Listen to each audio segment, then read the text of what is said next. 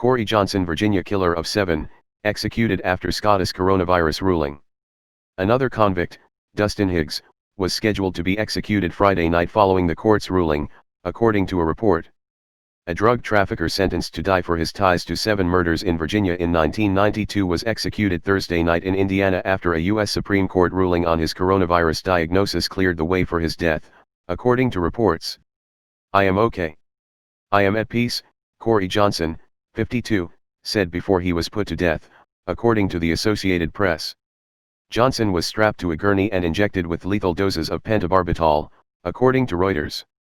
Before his final comments, Johnson said he was sorry for my crimes, that he was not the same man that I was, and wanted the slaying victims to be remembered.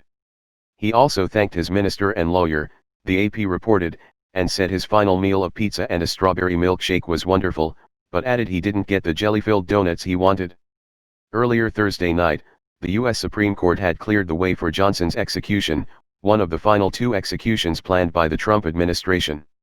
The High Court rejected a lower court's ruling that the executions should be delayed because the 2 death row inmates were suffering from the coronavirus. The other convict, Dustin Higgs, was scheduled to be executed Friday night following the court's ruling, Reuters reported. On Tuesday, U.S. District Court Judge Tanya Chutkan had ordered the executions of both Johnson and Higgs to be delayed until at least March 16 to allow both men time to recover from the coronavirus. The judge had ruled that the virus might cause inordinate suffering during their executions because of their coronavirus-damaged lungs, according to Reuters. But in a 2-1 ruling, the U.S. Court of Appeals for the District of Columbia Circuit overturned Chutkan's stay, declaring that death row inmates were not guaranteed a painless death. Johnson was convicted of murdering 7 people in Virginia in 1992 in connection with a drug operation.